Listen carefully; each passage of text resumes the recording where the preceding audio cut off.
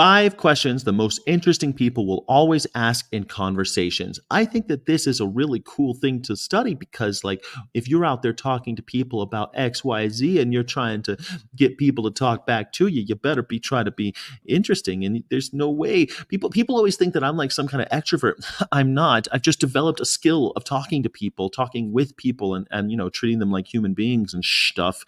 See, like, you've been there countless times. You walk into a networking event or social function, and the first extroverted person drops the suspect questions we've all heard ad nauseum. What do you do? Where are you from? It's boring. It's boring. I always hate it. How's the weather? What sports are you into? What do you do? Where are you from? Boring. So being the most interesting person in the room, wouldn't you rather be that? Let's attract others to your social circle. After all, if you want to get people to get on board with what you got going on, you want to get people to, I don't know, turn vegan or whatever, you better get them inside your social circle first. And I don't know that picking fights with them in the street works. Don't drag on, especially make it a habit to be brief and get to the point. That's a good point. Don't be so fucking don't be so repetitive, you know what I'm saying? Talk faster, speed up the tempo. Absolutely. I can't stand a slow talker. It's Yawnsville. It makes me want to die. Avoid polarizing topics. Nope, wrong. Polarize. I like polarizing topics, but maybe bring it on towards the end.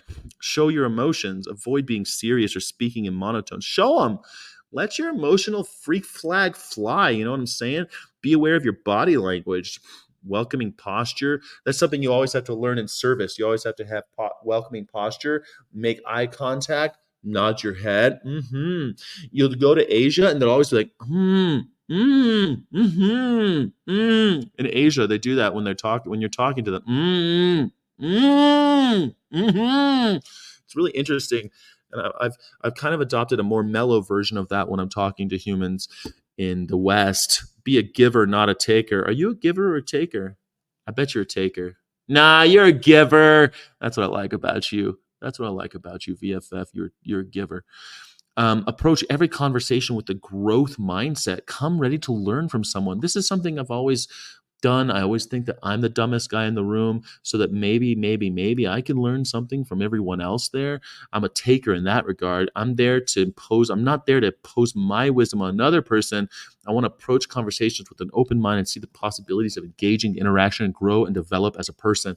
That's something I always am thinking about when I'm talking to carnies or just people who are invested in the hierarchical mindset, while I'm invested in the equality mindset. I always want to kind of get what's causing it. Why are they thinking that they're part of the master race or master species that gets to decide for others? And I want to ask them, or at least suss out what causes this, so that maybe I can help stop it. All right, so 5 great questions. What's your story? Oh man, that's one of my favorite questions. I ask, what's your story in job interviews? If someone's like, oh, do you have any questions for me? I'll be like, yeah, what's your story? Automatically, what's your story? I ask that in job interviews all the time.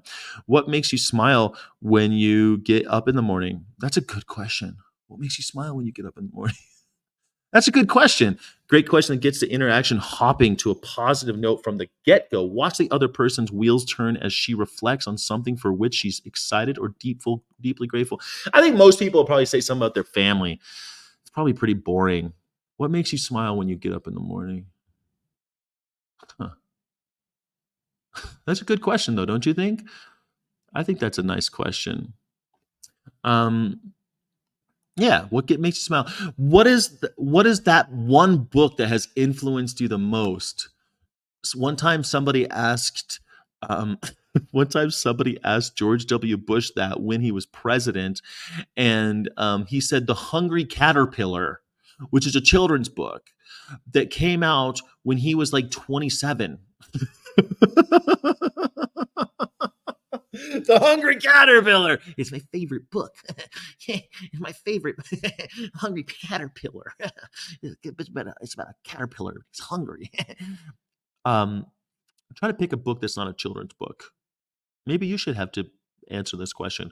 What is the one book that's influenced you the most? Put that in the comments if you would, because I'd love to get some new book reading ideas. What book has influenced you the most? I like it. What absolutely excites you right now? What absolutely excites you right now? This question triggers passion. Who doesn't like to speak from their most passionate space?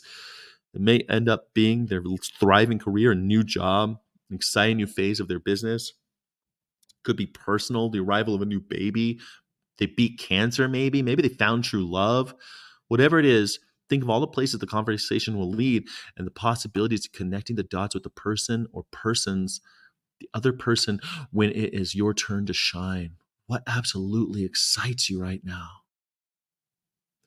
What absolutely excites you right now? What's the most important thing I should know about you? That's too like, what's the most important thing I should know about you? That sounds like something for speed dating. Maybe I should get somebody in here who likes to speed date because that's a good. What's the most important thing I should know about you? In line with all the. I'm friendly.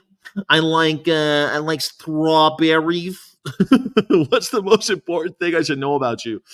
I'm vegan. I like Star Trek. I'm friendly.